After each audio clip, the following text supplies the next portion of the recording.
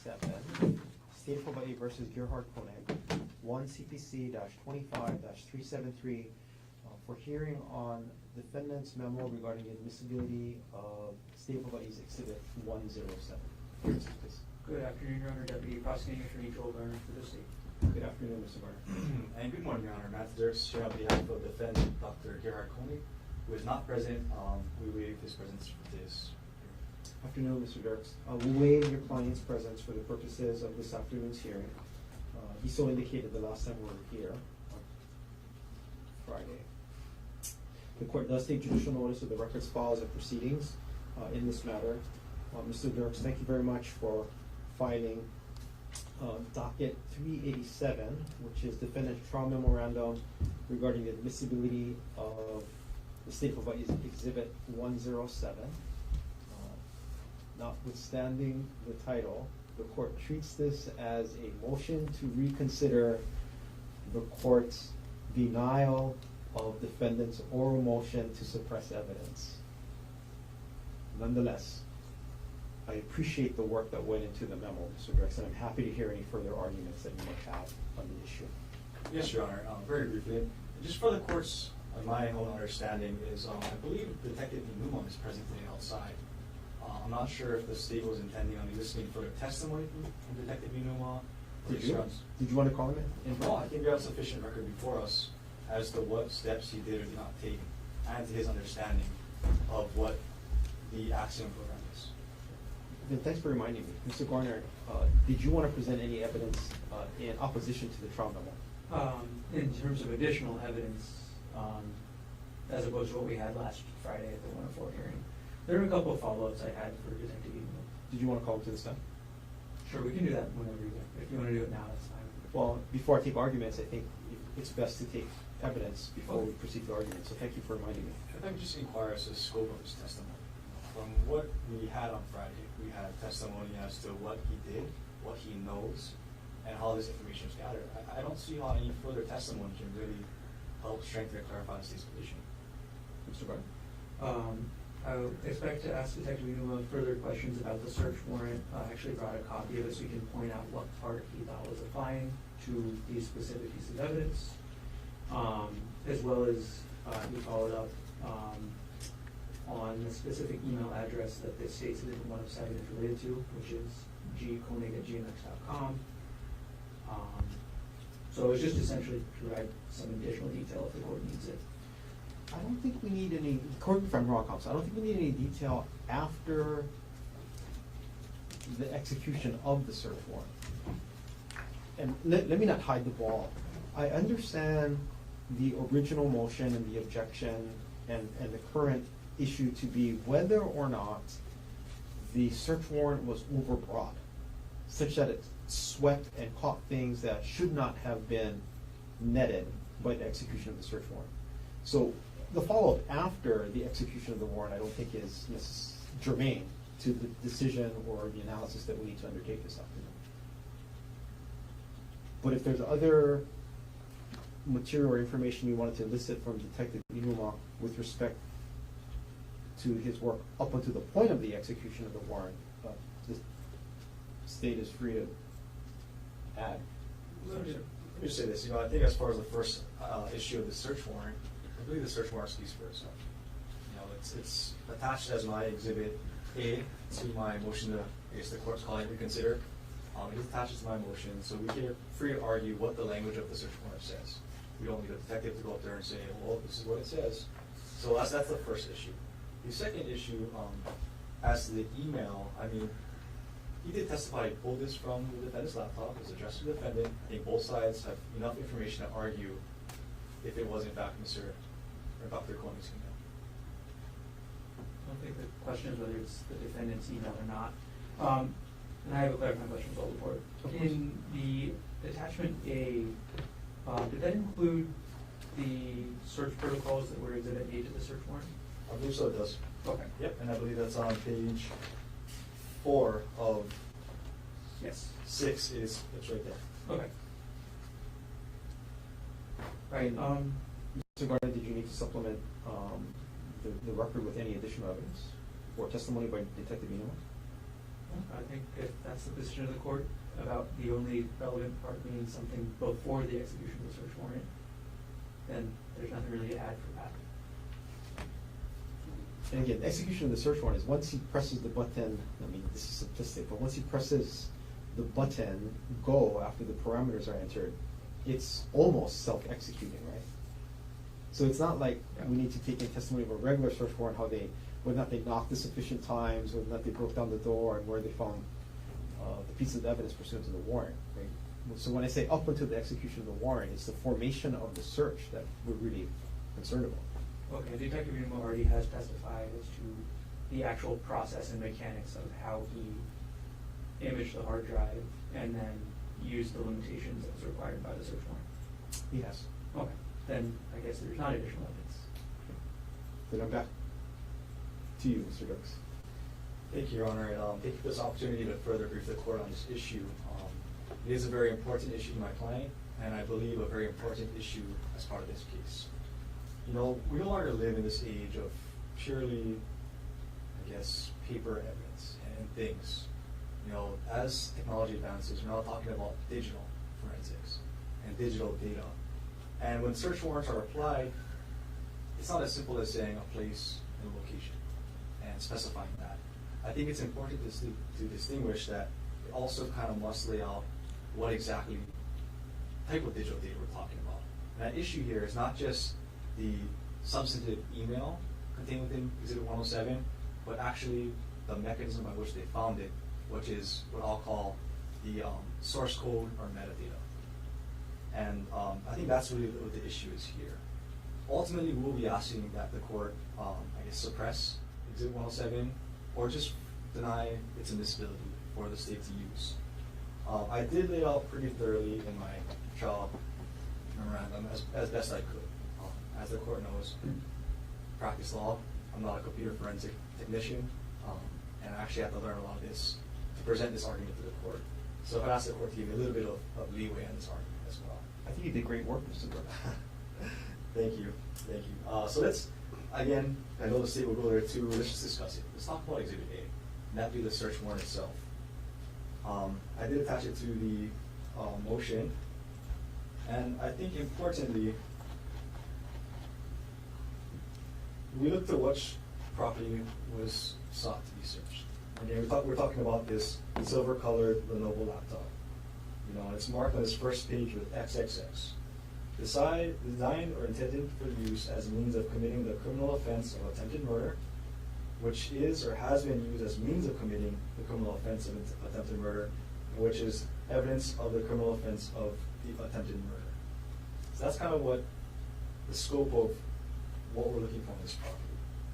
And as the court knows in the specificity requirement to identify what it is, on the second page, we talk about subsection 2, beginning with electronic files. It says electronic files and data stored within the specified electronic devices and storage media, but specifically this is only files and data that contain, include, reflect, and otherwise reference the following case-specific terms. Not general terms, case-specific terms. And again, the dates of December 1st, 2024 to March 24th, 2024. Let's look at these terms. I think it's critical we know them.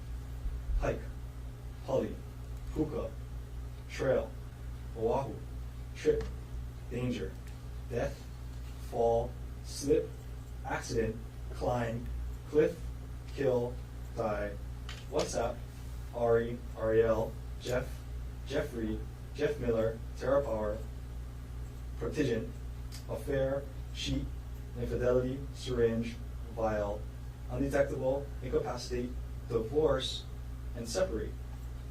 And it goes on to say, which include but are not limited to text messages, phone calls, FaceTime, voicemails, social media messages, and any other type of communications. So that's the scope. This is what we're looking for. There's no mention in this, really, of the source code or the formatting code behind any of these emails. And when Detective Inuma testified last week, he talked about using the Axiom program to search through the computer data or the clone and limiting it to those things. You know, we weren't given the opportunity really to understand the Axiom device itself. Counsel was provided the Axiom portable case, but it's unclear if there's any way within Axiom itself to exclude the metadata or exclude the source code from the search. I think it's a pretty critical distinction. And we go on a little further in Exhibit A, in the search warrant, search protocols. I think it's really important the court looks at sections 5A through E. Right? It really does limit the search to using keyword search filters, date and timestamp filters, file type and data type filters, using software sorting tools, and examining only those media storage systems, user profiles, directories, folders, and files with items to be seized may be actually located. So we're connecting the nexus between the terms requested and the alleged offense is, I'm guessing, the modus operandi or the action of searching those terms to find some kind of evidence, not necessarily what's located in the source coding and data to those messages. I have included in my memo motion to reconsider in Exhibit C the source code we're really talking about here. So in Exhibit B, we started off with a 2-page exhibit, which I'm not even sure if that's even the full exhibit for the sake of completeness. But Exhibit B in my motion is this exhibit that wants to be introduced. Exhibit C is 134 pages, and that's just for a 2-page document. Now, I took a deep dive into what this means, because frankly I wasn't quite sure what this means, what this source code means. And as I highlighted in my memorandum of opposition, these are kind of two different things going on here. The HTML and the CSS associated with the Exhibit B, which again, like I want to reiterate, I'm not even sure Exhibit B, for the sake of completeness, is the entire email. It seems to be a screenshot of parts of the email. It says it and includes the HTML, which is the bones, the actual material in the email, but also the CSS, the cascading style script, what provides structure to that data. It's my understanding, and I firmly believe that the term separate, as proposed by the search warrant and by the prosecutor, is not in the context of separation, of divorce, as read in context of the warrant, but rather purely source code used to structure that document. So make that argument again, Mr. Brooks. I want to make sure I understood it word by word. Yes, so the search warrant terms, when read in the context, is the evidence is sought to be found in context of this case. The term separate, as read in the context of the source code, is completely different. That I understand. Yes, and just to highlight this, I went through these 153 pages, and I found every time the term separate was used. I think it's important the court understands the context. For instance, on page 2, and I also highlighted this in my memorandum of opposition, towards the bottom of the page, 2 lines up, clearly that's not a search he did or related to this email. It appears to be computer code.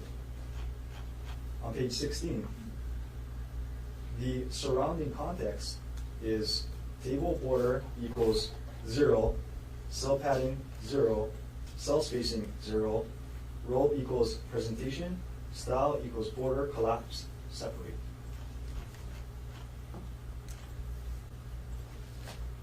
Going up page 36, same thing. I'll let the court read that. Same thing. Page 53, same thing as well. And finally, on page 114 is the last instance of separate. Now, if the court were to allow warrants to be this expansive, it'll allow police to search through just about everything if you use the right generalized terms. I use the example for by means of example is the 2 terms height and body. And I put this in my motion, but the term height in this source code alone is mentioned 299 times. The term body is mentioned 265 times. So if law enforcement is allowed to use these general terms which may have some nexus to the state or their investigation as means to search source code, they're gonna just log every email. I put those emails again attached as my exhibits. This just show how many truly showed up.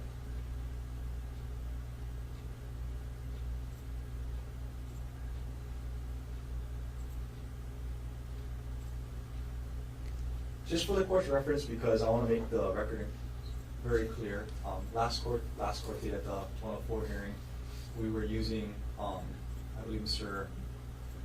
Garner's laptop to kind of demonstrate. I wanted to provide screenshots of actual searches and the results, so we have the real numbers. I'm happy to answer any questions you may have about these searches, but I did put the facts and figures of responsive documents from the source code in my memorandum of opposition. I see. And So- I appreciate the work again, Mr. Brooks. So for these reasons, again, given the fact there's no nexus between the source coding data and the search warrant itself, what it's being sought, we asked the court to exclude that or preclude that evidence from coming in. Thank you. Mr. Warner. Sorry, one more thing, Oh, just I'm to sorry. make it Go clear, ahead. because I wanted to thoroughly look through this issue. This appears to be an issue across the country. However, in the state of Hawaii, I could not find any case directly on point with this issue. I do believe this may be a matter of first impression on the issue of a search warrant utilizing formatting code to find potentially incriminating evidence. So for those reasons, we'd ask the court to exclude. Thank you. Thank you. Mr. Warner.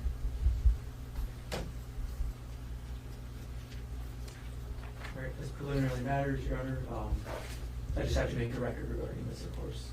A motion to suppress is a Rule 12 pretrial motion. And needs to be filed in advance of starting a trial. It's extremely unusual to have a motion to suppress in the middle of trial. It, in essence, as opposed to where a motion to suppress, if granted, is one of the only ways the state can actually file an interlocutory appeal. When that's done in the middle of the trial, the state is robbed of that remedy. So that's one thing that has to be made clear with regards to the strange circumstances we find ourselves in this case. And when I say it's strange, it's because the digital materials were provided to the defense, I believe, in July of last year. So this is something that's been made known to the defense for a very long time. The state's intent to use Exhibit 107 the exhibit was provided on the date the court provided that we turn our exhibits to the other side, so March 6th. The state also filed an NOI regarding this evidence that we argued the relevancy of it motions in limb. So it's crazy that this has now become an issue in the middle of trial. That we've had a rushed 104 hearing last week where we did our best to get out the evidence needed for the court to make this decision, but it's just not a normal situation. With regards to the actual search warrant in this case, the search warrant authorizes a search for only files and data that contain, include, reflect, or otherwise reference the terms.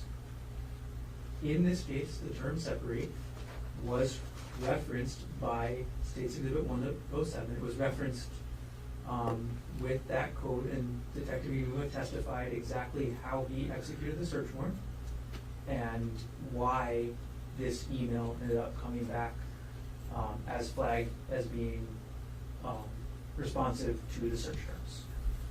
So it's clear, I don't think it's disputed between any of the parties here, that the reason that this email came back as responsive to the search warrant is because the term separate is included in the source code. I think everybody's on the same page with that. But frankly, that just means that this email does fit within what the search warrant requires. It does say that it's a file or data that references the following case-specific material. So it's a simple question. Detective Iwua followed the directions in the search warrant. He followed the protocol listed as Exhibit A. There was no bad action here that would require suppression. And frankly, the Exhibit A also includes a provision number 8 about plain view. The solution for finding and committing evidence while executing a search warrant on digital forensic material is not exclusion. And this doesn't exactly fit the plain view protocol either, because in fact it's not evidence of an unrelated crime, it's evidence of defendant's build up to committing the crime in this case. Isn't plain view really not applicable here? And the reason is this: the whole point of having these search parameters is so that there is no situation where law enforcement is in a lawful position to view what would otherwise be incriminating evidence that they were not seeking. The search warrant here is different from a search warrant to go search a residence, for example, because it's far more particular. If there's a search warrant to go into a house, and I'm sure I'm preaching to the gospel, to the choir here, but there's evidence of a different crime. There's no intrusion of privacy because the search warrant already allowed the police to go into the house. That they happen to see evidence of another crime, they can continue on their investigation of that other crime. Here, the search limitations prevents that kind of lawful plain viewing of other evidence, no? Well, if you want the actual, definition that the police used in their protocols for what the plain view and how it applies to this kind of search, it's in number 8, in attachment A. So it states, if the examiner inadvertently discovers evidence of a crime that is unrelated to the offenses set forth in the search warrant, and this is where it doesn't 100% apply to this case because, the evidence that was found does relate to this offense. The examiner may continue with the authorized search pursuant to the grant of authority in the search warrant. Once they find that unrelated evidence, they don't expand the search warrant with new terms until they seek another search warrant. So that's how plain view, in our position, and in the way that this search warrant was drafted and approved by the district court judge, that's how the plain view applies to digital forensics materials. So this plain view is really for a different offense, not for the underlying offense being investigated. Yes. Okay. So in this case, Detective Unuma used the terms as required by the search warrant. Those terms brought up evidence that the court has already found relevant. We've had the motion really about this. It is not, I'm going to call it direct, but it is circumstantial evidence of defendant's state of mind, motive, intent, all these things. So essentially, there's no wrong that's been done by the police in finding this. And as we found out last week, looking through the Axiom portable software together, this is not a term that's used in every email. It's not. It's used in some emails. It's not in others. There was thousands of emails that were responsive. Some were responsive to this term separate. Some were responsive to other terms in the search warrant. So it's not as if this is going to draw in every email the defendant has ever sent. So that's one thing to consider as well. And then I looked up. I did try to at least source check what the defense provided. So I looked up this Mozilla website that was cited or linked in the defense memorandum. I tried to click the link. I looked at it. I didn't see the word separate at all as part of the CSS syntax. I don't know if it's in some other sub-page or something else where I just didn't see it, but at least on the page that was linked, it was not there. So I'll leave it with that and say that, considering we're discussing motion to suppress, defense has not met their burden because defense is the one who will burden the motion to suppress. They have not met that burden, and this evidence should not be suppressed. Thank you. Mr. Dirks, you have the last word in rebuttal. Let me just briefly respond to some of those points. First off, to this concept of turning over discovery a while back. I'll say this. As indicated in our exhibits, this Axiom search netted 7,000 or more results. If we were to look at the source code of every single one of those 7,000, if at minimum they have 123 pages like this one, we're looking at thousands and thousands of pages we'd have to review of source code alone with no relevancy, no bearing, or nexus to the facts of the search warrant. So I think, whether or not it's discovered then or now, it was discovered, and we should address that. As far as the, this Rule 12 motion, I see how the court views it. I view it slightly different in the sense that we can bring it forward as a 104 kind of hearing, and we're challenging the admissibility of this based on the record before the court. So I don't think it was necessarily precluded from being raised, and I do believe, again, this is a very important issue at this stage of the proceeding. Third, as far as if the court were to allow the state to elicit this testimony, it's a dangerous world moving forward for search warrants and digital forensics. I mean, like I argued earlier, should the detective or investigating officer with any knowledge of coding, of computer technology, chooses to find words known to be used in source code or CSS code, or puts in a warrant, he essentially opens the door to all emails containing that source code, whether or not it's relevant in the actual body of the email to the case. So it's just a very scary precedent set by allowing that door to be open. Again, I don't believe the plain view exception applies here. And finally, just to place on the record for the court's understanding, I do think pursuant to HRE 403, there may be some issues about, does the unfair prejudice outweigh any probative value? Again, the state, as they already just mentioned, intends on using this to formulate some kind of scheme Dr. Konig formed. And I think that's improper. It's potentially even a bad act that may have been addressed, but that's something also the court should consider when making this ruling. So for all these reasons, we ask the court to, again, grant our reconsideration and suppress the evidence. Thank you. Thank you, counsel. I appreciate the work that you put in, as well as your thoughts and your arguments on the record. Attack on the search warrant is really a pretrial motion that should have been brought under Rule 12. Discovery, whether or not it's discovered then or now, does not absolve us from following the rules of court.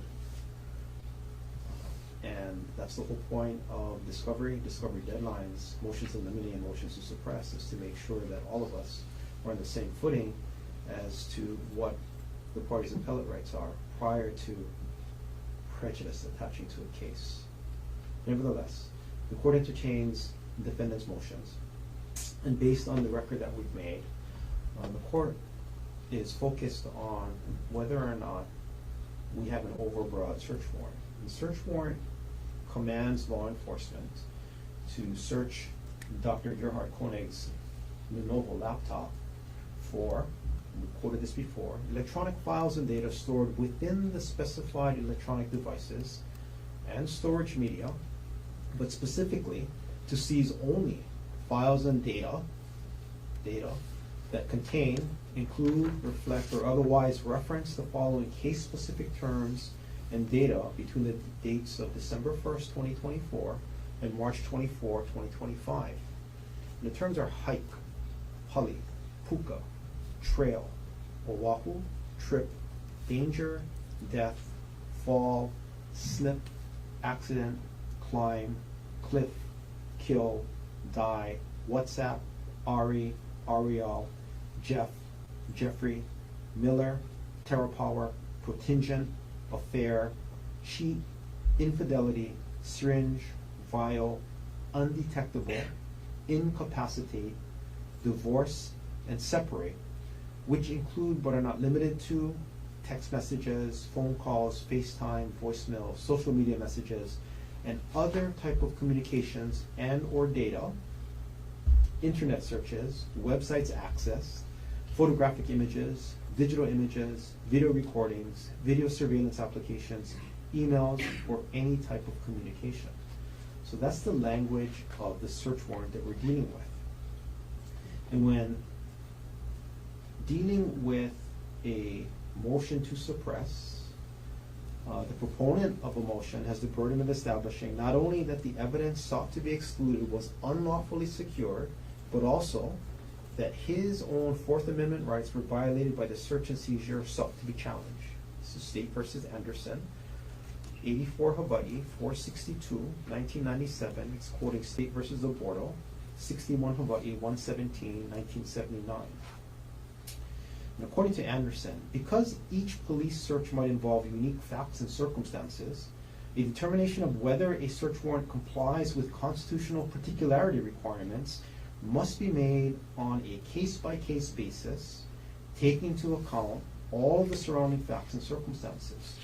And this is, again, Anderson, 81 Hawaii at 467 to 68. We all know it's the right of the people to be secure in their persons, houses, papers, and effects against unreasonable searches and seizures. It shall not be violated, and no warrants shall issue but upon probable cause, supported by oath or affirmation, and particularly describing the place to be searched and the persons or things to be seized. This is Article 4, or the Fourth Amendment of the United States Constitution. Now, a search warrant is unconstitutionally overbroad if it permits search of electronic media for evidence beyond the underlying crime investigated by law enforcement.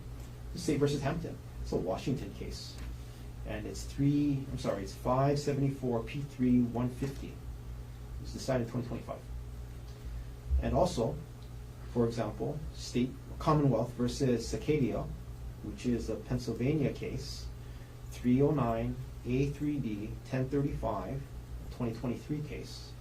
And there, it's overbroad if the search warrant directs law enforcement to seek, quote, all electronic data, unquote. So that's over-encompassing. And likewise, a Maryland case, Richardson versus State, 282 Atlantic 3rd, 98, 2022 case, where the appellate court held that a catch-all term, or the catch-all language, permits an overbroad or seizure of any and all electronic information that might be stored on an electronic device. So, to avoid overbreadth, a search warrant must describe a nexus of the evidence sought and the underlying crime investigated by law enforcement. This is common sense, but this is also the holding of State versus Short. It's a Nebraska case. 964 Northwest 2, 272, was decided in 2021. There is no one-size-fits-all solution for ensuring particularity, and these are cell phone cases, and search warrants for cell phones. This is Richardson versus State, again a Maryland case. And it's guiding here, because in submitting the ruling upon every application for a cell phone search warrant for electronic devices, by extension, the affiant and the issuing judge must think about how to effectively limit the discretion of the searching officers so as not to intrude on the phone owner's privacy interests any more than reasonably necessary to locate the evidence for which there is probable cause to search. And the ultimate touchstone of the Fourth Amendment is reasonableness. This is Richardson versus State. Again, a Maryland case, 282 A3D 98, 2022. In this case, the search time was limited, as well as the scope limited to designated search terms. And these parameters in this search warrant, in this case, prevented law enforcement from conducting a discretionary and indiscriminate search of the defendant's laptop. The Constitution does not prohibit all searches, but only unreasonable searches. And again, this is Anderson at page 469. And when we're looking at the term separate, the inclusion of that term in conjunction with the term divorce may cast a wider net because it may impact the potential source code in an electronic search. But when the terms are put together, separate and divorce, the court does not find the inclusion of that term to be unreasonable. Even if this court is wrong in this reasonable determination, hindsight does not allow the correction sought by the defendant.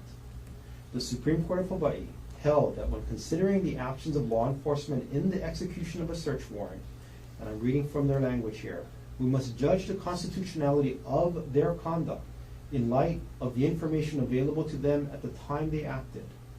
Those items of evidence that emerge after the warrant is issued have no bearing on whether or not a warrant was validly issued. Just as the discovery of contraband cannot validate a warrant invalid when issued,